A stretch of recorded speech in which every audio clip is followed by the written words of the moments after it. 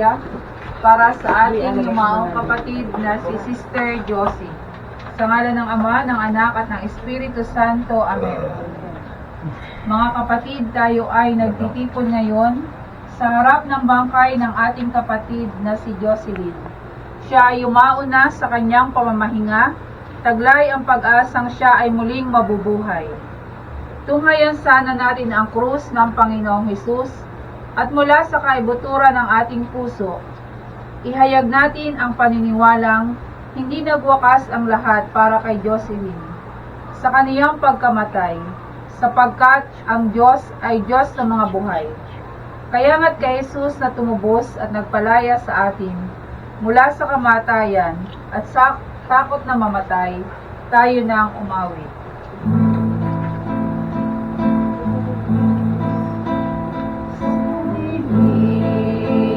Ay makikita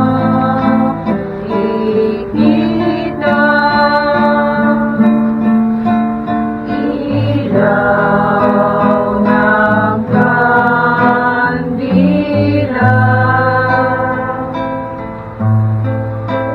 pagmasdan mo siyang mabuti.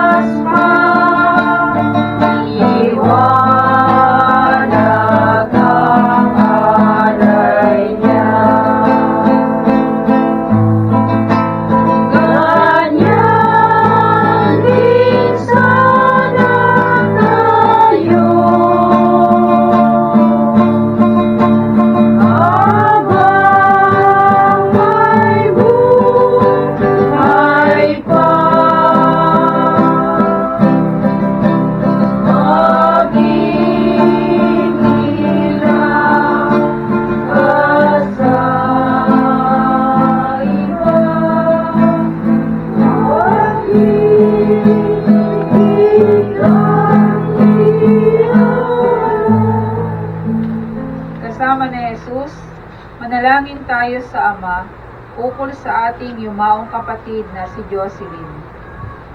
O Amang lumikha, lahat ng iyong kinapal na namamatay dahil sa iyo ay nananatiling buhay. Dahil din sa iyo ang aming mga katawan ay hindi naglalaho sa aming pagkamatay, kundi dumaranas lamang ng maluwalhating pagbabago. Tinatanggap namin ng maluwag sa kalooban ang pagyaon nitong aming kapatid na si Jocelyn. Yayamang siya ay tinawag mo na sa iyong piling. Kung ano man ang kaniyang mga pagkukulang, kaipatawad mo na sana. Isaalang-alang mo ang mga dinanas niyang kahirapan at ang katapatan sa iyo ng kaniyang mga mahal sa buhay. Ipagkaloob mo sana itong aming kahilingan sa pamamagitan ni Jesus na nabubuhay, kasama mo at ang Espiritu Santo magpasawalang hanggan. Maging tayong kanyang mga kapatid. Dahil sa tayong mga anak ng Diyos, ay mga taong may dugo at laman. Si Jesus ay nakiisa rin sa ating kalagayang ito. Sa gayon, sa pamamagitan ng kanyang kamatayan, ay nilubig ni Jesus ang paghahari ng kamatayan at ng kasamaan, upang tayong laging inaalipin ng takot na mamatay, ay mapalaya niya sa ganitong kalagayan. Ang salita ng Diyos. Salamat sa Diyos.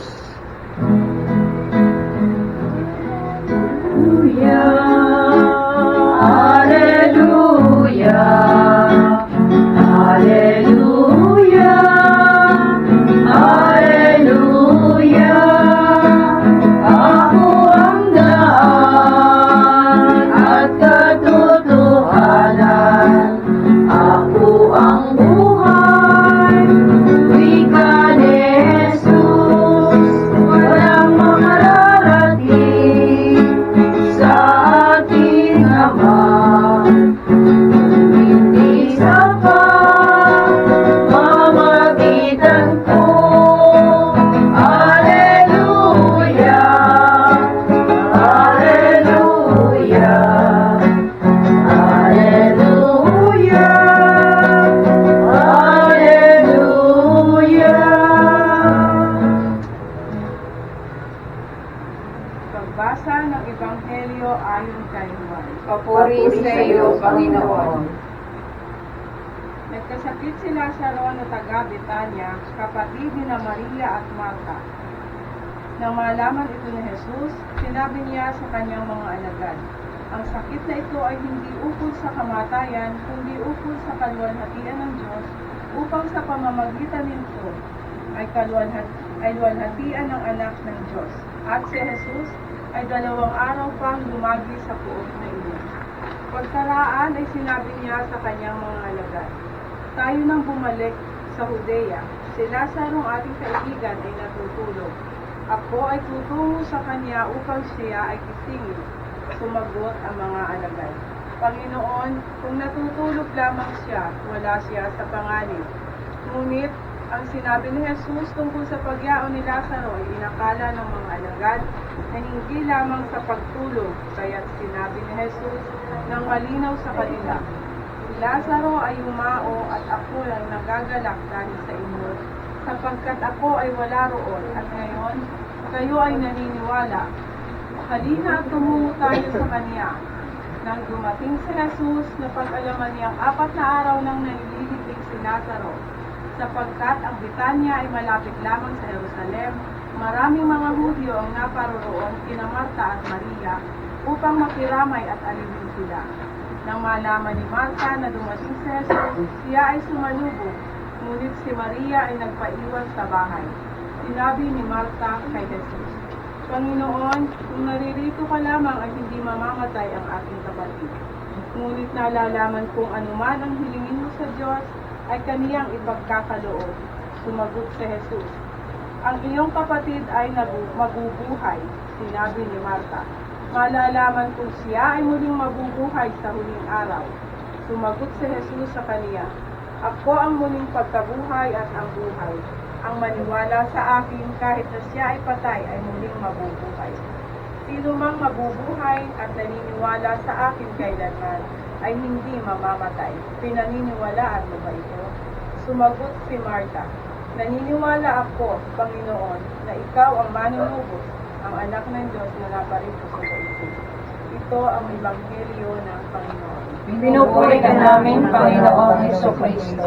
Ang samahan po ng pamilya at buhay ay lubos sa nakikiramay sa asawa, sa mga anak, at sa buong pamilya ni Sister Jocelyn Atienza. At ang paliwanag po ay babasahin ni Sister Arlene.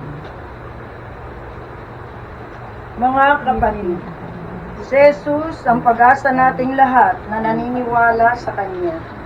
Sinasabi niya ang mga yumayaw mula sa daigdig ay hindi patay, kundi natutulog lamang.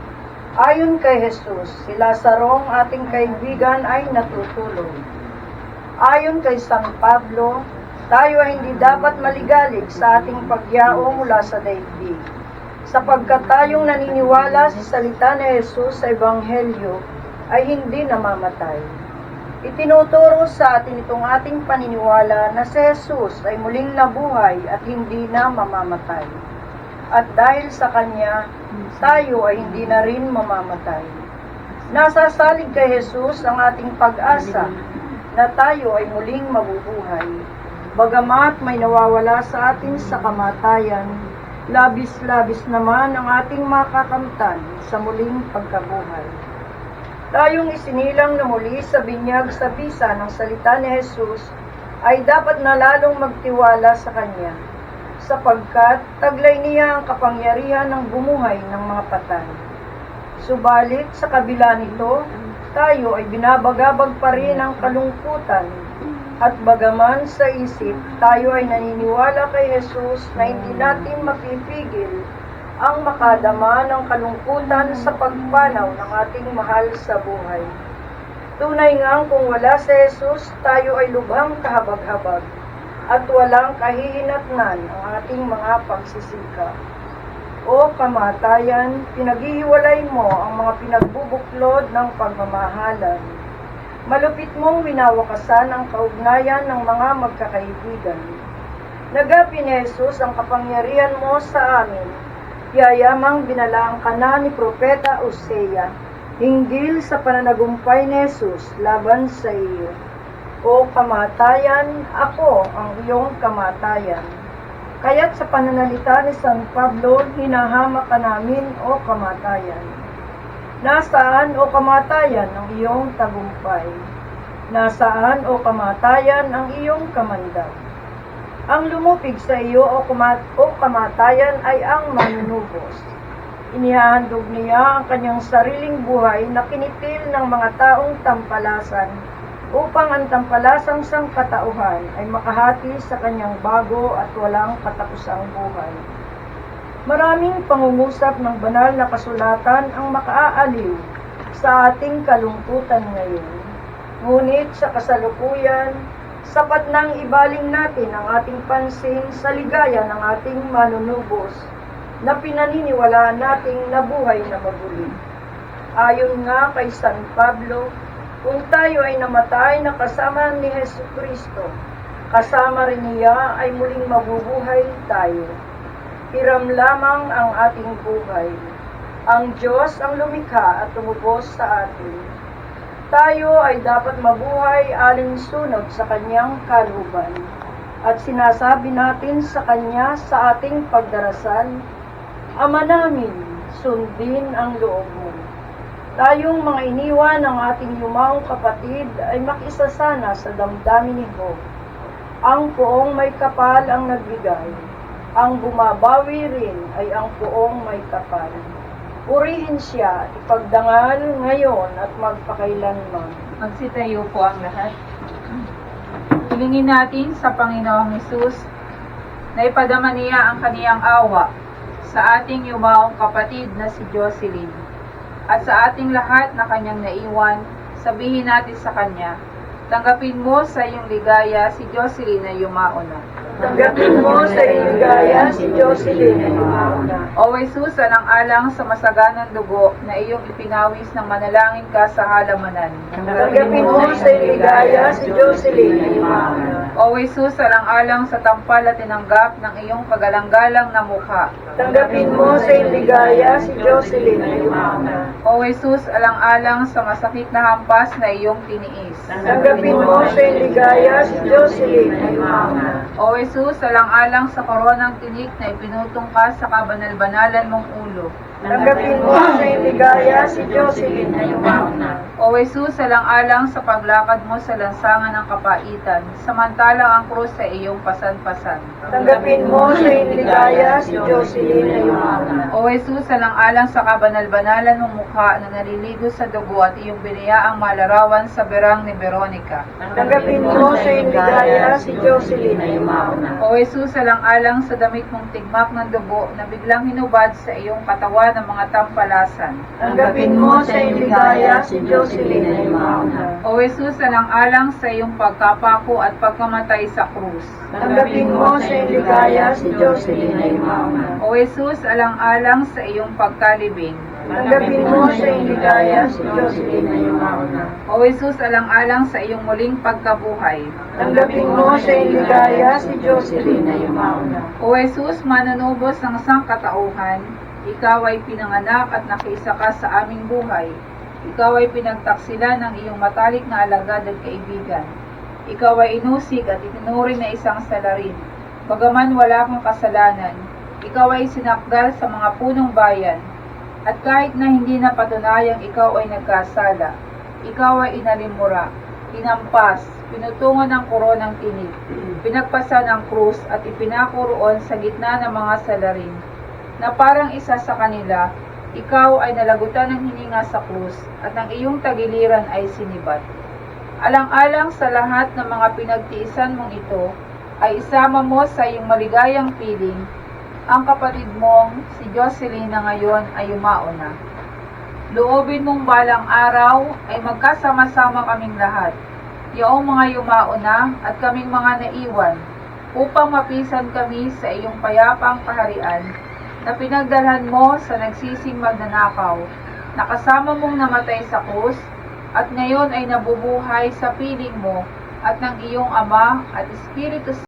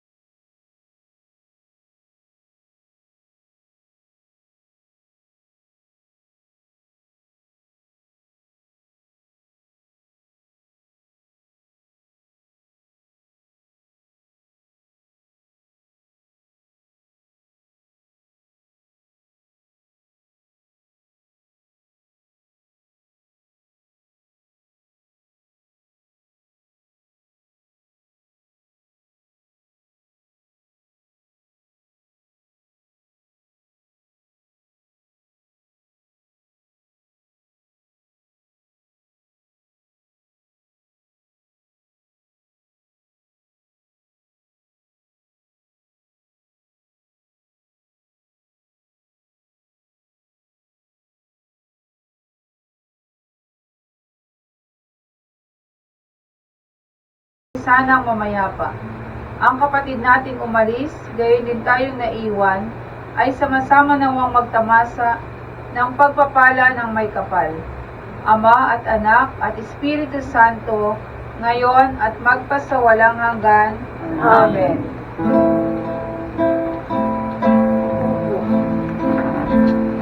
Yan pa man ay di kalilimutin. Alam mo namang minamahal ka namin. Sa araw at gabi, lagi na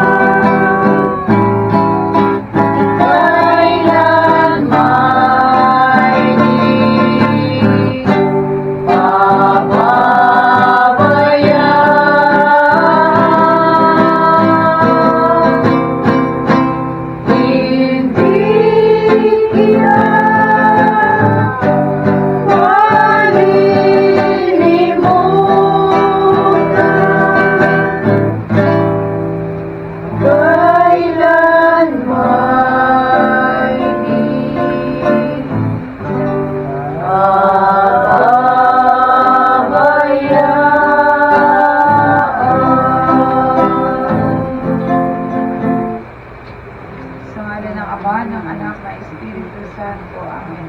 Magandang gabi po. sa inyo lahat.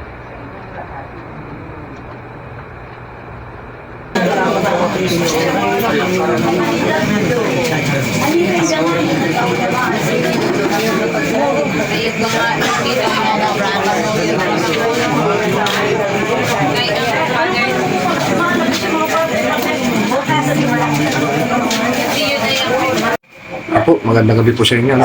Sabi po last lamay ngayon, kaya nag-vigil po dito. Ito po sa bahay ng kapatid ko, Ate Josie po. Siya po ay nakahimlay ngayon doon. Meron po mga nag-vigil na apostolate, ano po mga family life, apostolate. Yan. Ito po yung ating binitsuhan, tapos ngayon po ay tayo magbigay po ng sopas. Ano po yung last lamay, last gabi, kung ano po ba yung tawagin ay last lamay. O, ating pong binidyohan po yan, walang magiging souvenir po natin sa buhay po ng Ate Josie. O, bilang kapatid na rin ho naman kami, siyempre, ating pong babalik-balikan yung kanyang gabi hanggang bukas hanggang sa pag-meeting. Ate pong i-upload sa YouTube. Kahit yan po ay sabi ko nga po sa inyo, content ko ay aan buhay, aan pagtitinda. Sinama ko rin po ito dahil ang buhay po ay hindi po laging masaya. May kalungkutan din pong nararamdaman. Okay po, magandang gabi po sa inyo. Ingat tayo always and God bless.